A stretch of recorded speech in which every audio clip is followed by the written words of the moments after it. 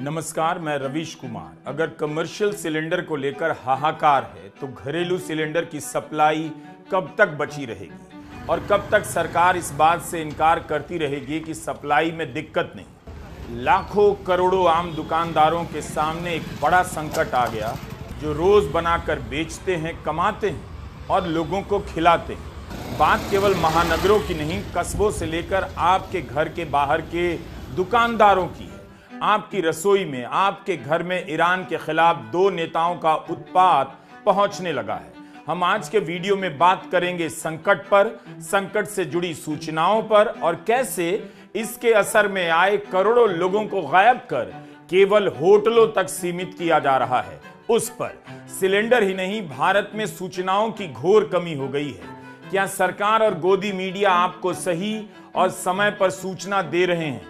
आपको किससे पता चला कि कमर्शियल सिलेंडर का मिलना बंद हो गया है या कम हुआ है? सरकार ने बताया या होटल वालों ने खुद बताया? यह भारत के पेट्रोलियम मंत्री हैं हरदीप सिंह पुरी 8 और 9 मार्च को इतनी सारी तस्वीरें ट्वीट करते हैं कि पत्रकारों से इंटरैक्शन किया। आप नोट करिए, इसमें कोई कैमरा नहीं, यानी यह प्रेस कॉन्फ्रेंस नहीं। यहां बहुत सारे पत्रकार नोट्स ले रहे हैं और मंत्री जी ट्वीट कर इतना ही बता रहे हैं कि सप्लाई की दिक्कत नहीं। भारत में सप्लाई उस रूट से हो रही है जो युद्ध के रास्ते में नहीं। क्या मंत्री को यह संकट नहीं दिखा? किस आधार पर मंत्री ने इसे संकट नहीं माना, जबकि कमर्शियल गैस पर करोड़ों लोग आश्रित होते हैं, रोजगार के लिए भी और सस्ता भोजन के लिए भी। 9 मार्च को मंत्री जी के ट्वीट से आपको पता नहीं चलता है कि गैस का संकट है, जबकि उसी दिन होटल संघ की तरफ से बयान आ गए थे कि गैस का सिलेंडर नहीं मिल रहा, होटल बंद करना पड़ सकता है। 9 मार्च को ही खबर आई कि घरेलू गैस सिलेंडर की बुकिंग 25 दिन से पहले नहीं ली जाएगी और 10 मार्च को खबर आती है कि भारत सरकार ने घरेलू गैस और सीएनजी की आपूर्ति के लिए ESMA essential services maintenance act लगा दिया है। मंत्री ने अपने इंटरैक्शन वाले ट्वीट में कहीं भी नहीं लिखा घरेलू सिलेंडर के दाम 60 रुपए, कमर्शियल गैस सिलेंडर के दाम 115 रुपए किए गए हैं और एस्मा लगाने की नौबत आने वाली है। टाइम्स ऑफ इंडिया ने रिपोर्ट किया है कि ऑयल मार्केटिंग कंपनियों ने राजस्थान के वितरकों को आदेश दिया है कि कमर्शियल गैस सिलेंडर की बुकिंग न लें। लेकिन 9 मार्च को मंत्री जी का ट्वीट देखिए, आपको लगेगा सब नॉर्मल है। अगर सब कुछ सामान्य है तब फिर एस्मा क्यों लगा और 2 घरेलू गैस सिलेंडर की बुकिंग में 25 दिनों का अंतर क्यों रखा गया? आखिर सप्लाई की खबर क्यों छिपाई जा रही है और कब तक छिपाई जाएगी? 6 मार्च को एचपीसीएल ने बाकायदा नोटिस जारी किया और लिखा कि ईरान के खिलाफ अमेरिका और इस्राइल के टकराव के कारण इंडस्ट्रियल और कमर्शियल लिक्विड पेट्रोलियम गैस के उपभोक्ताओं से आग्रह किया जाता है कि वैकल्पिक व्यवस्था कर लीजिए। एचपीसीएल के नोटिस में यह भी लिखा है कि पेट्रोलियम मंत्रालय ने पब्लिक सेक्टर ऑयल मार्केटिंग कंपनियों से कहा है कि सुनिश्चित करें कि घरेलू उपभोक्ताओं को एलपीजी की सप्लाई मिलती रहे। सरकार सही क्यों नहीं बोल रही? कहीं ऐसा तो नहीं कि ग्राउंड से रिपोर्ट को भी रोका जा रहा हो ताकि अखबारों के पन्नों पर, टीवी चैनलों पर गैस सिलेंडर का हाहाकार दिखाई ना दे? अभी तो बात कोलकाता, दिल्ली, चेन्नई, बेंगलुरु की हो रही है, लेकिन भारत में यही 4 शहर तो नहीं। कमर्शियल सिलेंडर का इस्तेमाल बड़े बड़े होटलों में नहीं, छोटी छोटी दुकानों में भी होता है और हजारों शहरों कस्बों में होता है। इस तरह के कितनी ही दुकानों पर होता होगा जहां खाने पीने की रोजमर्रा की चीजें बनती हैं। लाखों छोटे छोटे दुकानदार 1 या 2 कमर्शियल सिलेंडर पर निर्भर है। अगर इन्हें सिलेंडर ना मिले और 1-2 दिन के लिए भी दुकानें बंद करनी पड़े, तब क्या होगा? खाने की इंडस्ट्री सिर्फ 5 स्टार और इंस्टा रील की नहीं, इन जगहों पर कितने लोग खाते होंगे? अगर सिलेंडर नहीं पहुंचा तो उनके खाने का सोर्स खत्म हो जाएगा, महंगा हो जाएगा, वो कहां खाना खाएंगे? छोटे से लेकर बड़े कैटरर्स का क्या होगा? एक बार ठीक से देखिए, आपको चारों तरफ कमर्शियल सिलेंडर दिखाई देगा जिसके सहारे लोग अपना और 2-4 लोगों का पेट भरते हैं और इन ढाबों में बनने वाले भोजन से लाखों करोड़ों लोगों की भूख भी मिटती है जो काम करने के लिए घर से बाहर जाते हैं, जिससे भारत की स्ट्रीट फूड इंडस्ट्री आबाद रहती है। क्या किसी को इनकी परवाह है? क्या हरदीप सिंह पुरी के इंटरैक्शन में जाने वाले पत्रकारों के घर से लेकर रास्ते में ऐसे सिलेंडर के साथ बनाने बेचने वाला एक भी दुकानदार नहीं मिलता होगा जिससे पूछकर मंत्री जी के पास जाएं। भारत साल में 3 करोड़ एलपीजी का इस्तेमाल करता है, 87% हिस्सा डोमेस्टिक सेक्टर में जाता है। बाकी होटल, रेस्टोरेंट जैसे कमर्शियल सेक्टर में 3 करोड़ टन की 62% आपूर्ति आयात से होती है। एलपीजी के आयात का 85 से 90% हिस्सा स्ट्रेट ऑफ होर्मुज से होते हुए सऊदी अरब से भारत आता है। जहां सरकार खुद दावा कर रही थी कि सबसे ज्यादा कनेक्शन उत्तर प्रदेश में मिले हैं, अब सरकार की जिम्मेदारी बनती है कि वो सिलेंडर भरे कैसे जाएंगे और सरकार पर क्या कोई अल्टरनेटिव रास्ता है। जब इस लड़ाई के वक्त में जो कमी हो रही है, आपूर्ति कैसे करेगी सरकार, उसकी सरकार की तैयारी क्या है। अदरवाइज तो चीजें इतनी महंगी हो जाएंगी कि आम आदमी के हाथ से बहुत सी चीजें निकल जाएंगी और हो सकता है 2 हफ्ते अगर इसी तरह चला तो हमें आपको वही पुरानी व्यवस्था पर खाना बनाना पड़ेगा, कंडे ढूंढने पड़ेंगे और लकड़ी का इंतजाम करना पड़ेगा। पंजाब में भी कमर्शियल एलपीजी की सप्लाई रोक दी गई है। राजस्थान के होटल, रेस्टोरेंट, ढाबों और सड़क किनारे बनी खाने की इकाइयों से भी एलपीजी की कमी की खबरें छप रही हैं। कितनी बड़ी संख्या में आम लोग कमर्शियल गैस सिलेंडर के नहीं मिलने से परेशान होंगे। संकट है या नहीं ये अलग मसला है, लेकिन इस देश में सूचनाओं की कितनी दरिद्रता हो गई है। जिस सूचना को आप अपनी सोसाइटी के गेट से 2 कदम बाहर जाकर हासिल कर सकते हैं कि समोसा, जलेबी, चाय बेचने वाले को कमर्शियल गैस का सिलेंडर मिल रहा है या नहीं, वह सूचना भी आपको अखबार या टीवी से नहीं मिल रही। भले आपको हेडलाइन से ना पता चले, लेकिन सिलेंडर कैसे बचाएं टाइप के लेखों से पता चल जाएगा संकट बड़ा हो चुका है। हिंदी के अखबारों और वेबसाइट पर सिलेंडर बचाने के टिप्स देने वाले लेख छपे जा रहे हैं। क्या इन्हें भी सरकार के दावों पर भरोसा नहीं कि गैस की सप्लाई की कोई कमी नहीं? इसलिए हम अपने वीडियो पर इतनी मेहनत करते हैं ताकि खबरों को देखने का तरीका बदल जाए। दशकों से किसी के घर में एक ही अखबार आ रहा है, अखबार कबाड़ हो चुका है, फिर भी आए जा रहा है। क्यों आता है, क्या मिलता है, उससे मालूम नहीं, लेकिन आ रहा है। और अब अखबार ही आता है, सूचना नहीं आती। तभी आती है जब सरकार का प्रोपेगेंडा आना होता है। 2023 में जब सरकार ने राखी पर 200 रुपया कम किया, तब कुछ घंटों के भीतर आम जनता के अनगिनत बयान मीडिया में आ गए। अब क्यों नहीं, शाम होते होते उस वक्त पीयूष गोयल ने प्रेस कॉन्फ्रेंस कर दी। अब कहां है मीडिया और कहां है मंत्री? भारत की जनता को साफ पानी नहीं, साफ हवा नहीं, लेकिन साफ साफ आसान सूचना भी नहीं मिलती है। इस सच्चाई का सामना करना चाहिए कि कमर्शियल गैस के सिलेंडर का संकट है और सामने आ गया है। सरकार को बताना चाहिए कि ईरान पर हमले का आपने समर्थन किया, लेकिन इन लोगों का क्या कसूर था जिनकी दिहाड़ी चली गई, जिनके लिए बाहर का खाना महंगा हो जाएगा। हमने चेन्नई के इस छोटे से होटल के मालिक से बात की। 130 रुपए में अनलिमिटेड बिरयानी का बोर्ड है। कोई भी अंदाजा लगा सकता है किस आर्थिक वर्ग के कस्टमर यहां आते होंगे। गैस नहीं मिलेगा तो काम बंद और आम लोगों को सस्ता खाना बंद। इस दुकान के मालिक ने कहा, हर दिन 1 या 2 कमर्शियल सिलेंडर की जरूरत पड़ती है, लेकिन मिल नहीं रहा। अगर नहीं मिलेगा तो बाकी चीजें नहीं बना सकते। शायद बिरयानी किसी और जगह लकड़ी पर पका कर लाएं और बेचें।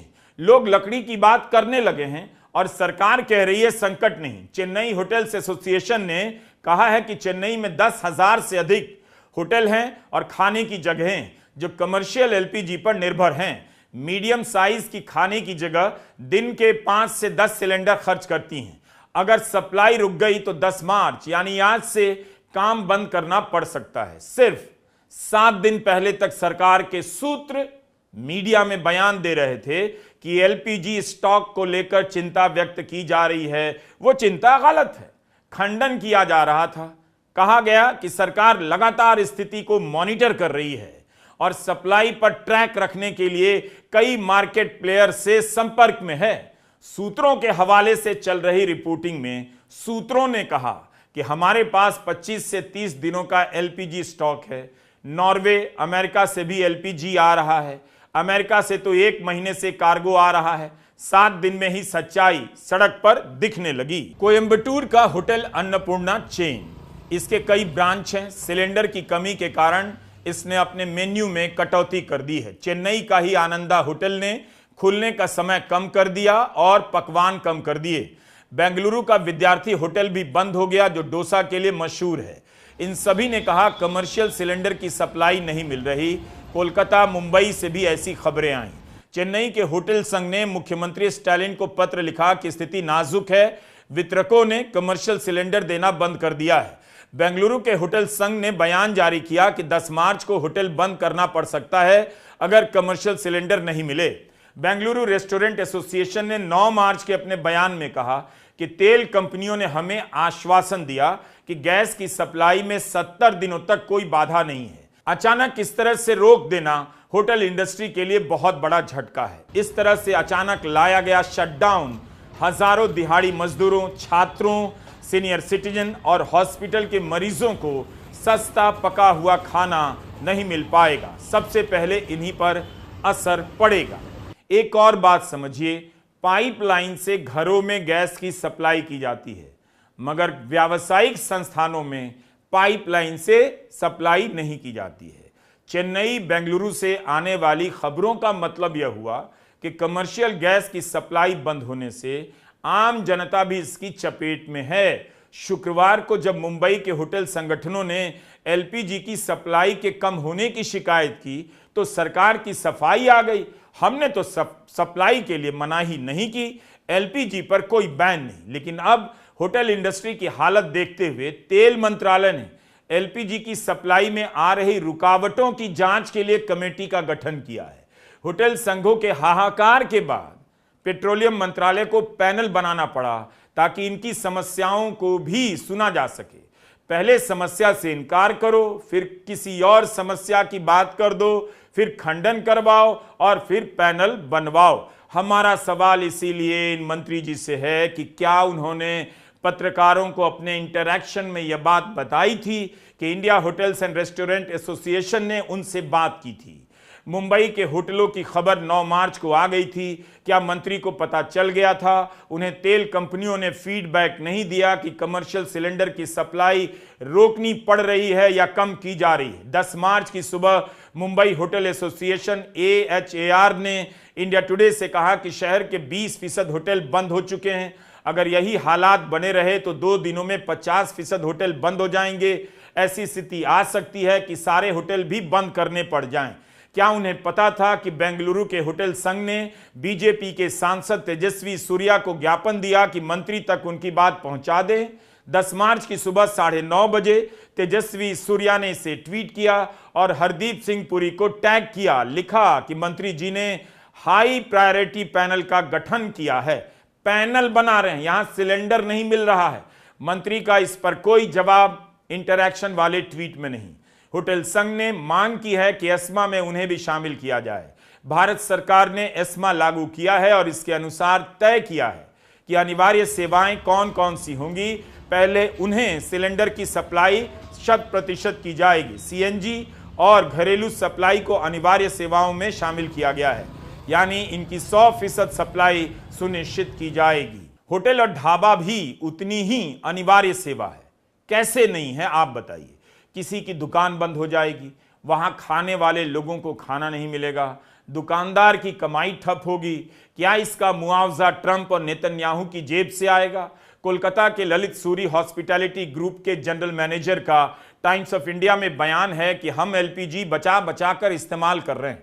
होटल मालिकों ने कहा कि वो ईंधन की आखिरी बूंद तक काम करते रहेंगे, लेकिन हालत देखकर लगता है अगर सप्लाई जल्द नहीं हुई तो आखिरी बूंद की नौबत बहुत जल्द आ सकती है। रेस्टोरेंट मालिकों का कहना है कि रविवार यानी 8 मार्च से सप्लाई चेन से कमर्शियल एलपीजी सिलेंडर गायब हो चुका है। पेट्रोल और गैस की सप्लाई को लेकर भारत सरकार ने एस्मा लागू किया है। रिफाइनरीज और पेट्रोकेमिकल यूनिट से कहा गया है कि एलपीजी की सप्लाई को जितना बढ़ा सकते हैं बढ़ाइए। इनसे कहा गया अपनी हाइड्रोकार्बन स्ट्रीम्स को एलपीजी पूल के लिए इस्तेमाल होने दें ताकि घरेलू डिमांड बाधित ना हो। एस्मा के आदेश के अनुसार फर्टिलाइजर सेक्टर के लिए ईंधन की सप्लाई में 30% और इंडस्ट्री के लिए ईंधन की आपूर्ति में 20% की कमी की गई है। आदेश में यही लिखा है फर्टिलाइजर को 70%, इंडस्ट्री को 80% गैस की सप्लाई की जाए। फर्टिलाइजर इंडस्ट्री को अगर 30% गैस कम मिल रही है तो आप इसका मतलब समझ सकते हैं। खेतों में खाद का संकट खड़ा होगा, खाद महंगा होगा, किसानों की जेब से पैसे उड़ेंगे। कतर, ओमान, सऊदी अरब अमीरात से नाइट्रोजन और फॉस्फेटिक डीएपी आता है और वहां से आना बंद है। रॉयटर्स की इरा दुग्गल ने लिखा है कि Gujarat Narmada Valley Fertilizers and Chemicals ने अपने उत्पादन में कटौती की घोषणा की है क्योंकि गैस की सप्लाई नहीं। फर्टिलाइजर एसोसिएशन ऑफ इंडिया के निदेशक चौधरी सुरेश कुमार ने पीटीआई से कहा, फिलहाल खरीफ सीजन के लिए पर्याप्त फर्टिलाइजर हैं, लेकिन विदेशों से आने वाले फर्टिलाइजर की सप्लाई में कुछ कमी हो सकती है। पेट्रोकेमिकल पावर प्लांट के सेक्टरों में तो और भी कटौती हो सकती है। लेकिन क्या ये जनाब सही बात बता रहे हैं? सरकार की लाइन के अनुसार तो नहीं कह रहे कि चिंता की बात नहीं। 2024-25 के दौरान भारत का 75% यूरिया ओमान, कतर, सऊदी अरब, संयुक्त अरब अमीरात और बहरीन से आया। डीएपी फर्टिलाइजर का सबसे अधिक आयात भी सऊदी अरब से हुआ। अगर आयात पर बुरा असर पड़ गया है तो चिंता की बात कैसे नहीं। सिरेमिक इंडस्ट्री पर भी असर की खबर है। गुजरात के मोरबी शहर में टाइल की यूनिटें बंद हो रही हैं। इसके कारण दिहाड़ी पर काम करने वाले मजदूरों की कमाई बंद हो रही है। तो इस तरह से ईरान पर हमले का असर भारत के लोगों के पेट पर पड़ना शुरू हो गया है। खेत पर भी है, पेट पर भी है, जेब पर तो है ही। चीजें महंगी होंगी और इसके अलावा शेयर बाजार में लोगों के निवेश के पैसे भी उड़ रहे हैं। 2 दिनों की गिरावट के बाद 10 मार्च को शेयर बाजार संभलता दिखा, लेकिन 28 फरवरी से 9 मार्च के बीच जंग के 10 दिनों में भारत के निवेशकों के करीब 22 लाख करोड़ उड़ गए। कहीं कहीं यह संख्या 30 लाख करोड़ भी लिखी है। अब क्या पेट्रोल और डीजल भी महंगा होगा? मीडिया में ऐसी खबरें छप रही हैं, इनके दाम नहीं बढ़ेंगे। यह सब सूत्रों के हवाले से लिखा जा रहा है। 9 मार्च के वीडियो में हमने कहा अमेरिका में भी पेट्रोल डीजल के दाम बढ़े, वहां पर $1 भी बढ़ जाए तो बहुत बड़ी बात होती है। 1 गैलन यानी करीब 4 लीटर पेट्रोल का दाम एक हफ्ते में 51 सेंट बढ़ा, एक हफ्ते में 17%। अमेरिका भारत से क्यों कह रहा है कि वह रूस से ज्यादा तेल खरीदे? कहीं ऐसा तो नहीं कि भारत रूस से तेल खरीदे और उस तेल का फिर अमेरिका तक सप्लाई हो या यूरोप तक हो? सवाल बनता है। पुतिन ने यूरोप को तेल और गैस देने से मना कर दिया। एसोसिएटेड प्रेस ने खबर छापी है कि इजिप्ट में डीजल के दाम बढ़े। 1 लीटर डीजल का दाम 17% से अधिक हो गया। पेट्रोल का दाम 15% तक बढ़ा।